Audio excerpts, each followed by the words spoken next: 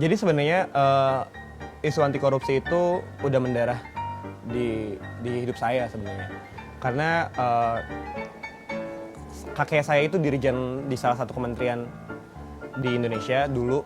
Waktu saya lahir pun beliau masih cukup punya power, masih sering dikawal foreider dan lain-lain. Dan kakek saya itu sayangnya menurut saya saya tidak bisa mencontoh kakek saya sepenuhnya karena misalnya kakek saya itu punya 7 anak, di mana 6 diantaranya itu bekerja di lembaga hukum, mulai dari di Depkumham, terus di pengacara, panitra, hakim, ayah saya jaksa. Dan masalah yang terbesar adalah, termasuk ayah saya jaksa, ternyata ada banyak hal mulai dari bagaimana mereka masuk. Saya tahu betul bahwa beberapa di antara mereka masuk dengan jalur nepotisme. Dan kemudian bagaimana keluarga saya misalnya, bagaimana orang tua saya itu bisa beli kendaraan, bagaimana mereka bisa beli ini itu, ayah saya khususnya, itu juga saya tahu dan itu yang terjadi.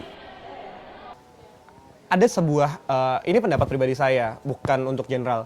Saya sangat percaya bahwa anak haram yang sebenarnya adalah bukan anak haram yang lahir di luar nikah, tapi anak haram yang hidupnya dia dengan sadar tahu bahwa uang orang tuanya itu haram, tapi dia tetap menggunakan uang haram itu. Dan kalau ditanya kenapa saya join Speak, menurut saya begini, kalau kita mau bikin aktivitas anti korupsi, perilaku anti korupsi, mulai dari diri sendiri aja.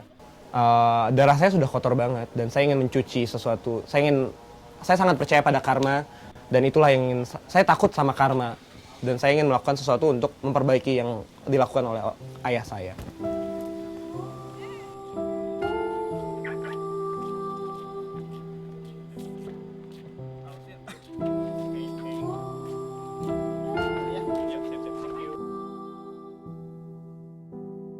Jadi terpanggil buat ikut organisasi anti korupsi dan dari banyak organisasi yang aku datengin dan banyak perkumpulan itu banyak yang justru concernnya ke aksi dalam arti demo. Dan aku bukan tipikal orang yang bukan anti demo sih, aku juga ikut demo, cuma kayak kalau demonya terlalu sering itu juga ternyata nggak efektif. Dimana sekarang ini kan udah eranya berubah, era media, era digital, dan tiba-tiba ada Speak yang dia basisnya justru di sosial media, di Twitter, di Facebook, dan di website, kuatnya di situ. Terus ditawarin sama, waktu itu Wakil Ketua BEM UI 2010, namanya Coki. Ketemu Coki, dan waktu itu sih udah purna jabatan ya, udah purna masa. Terus dia bilang, kalau emang kamu mau ikut organisasi yang nggak melulu aksi, boleh join Speak.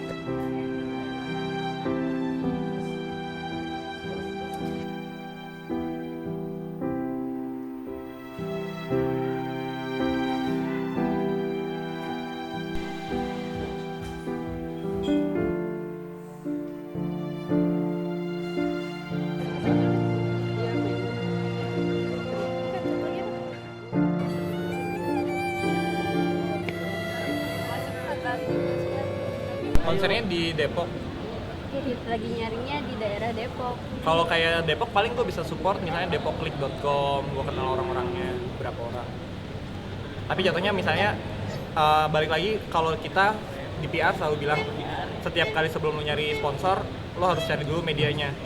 Karena dari situ lo akan bilang return of investment-nya si sponsor itu berapa media yang akan cover lo. Yang satu lagi apa sih yang muka yang pertama kali?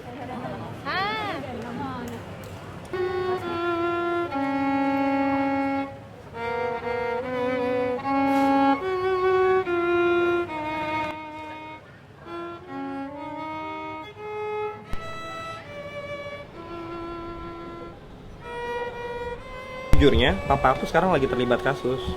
Jadi dia lagi di mahkamah kehormatan jaksa karena dia memainkan kasus.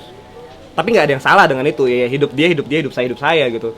Terus kalau orang bilang, ya anaknya jaksa maksud, terus salah gue, salah temen gue, kan nggak bisa milih bokap gue siapa gitu. Mau kuliah pakai biaya siapa? Gaji kan clean ya, nggak ada yang salah dengan gaji loh. Gaji aman kok. Dan sebenarnya masuk film kayak gini nih beresiko banget. Tapi nggak apa-apa.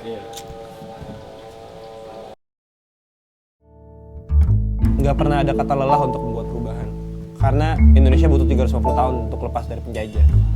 Jadi nggak ada jaminan bahwa dalam 10 atau 20 tahun kita bakal lepas dari koruptor.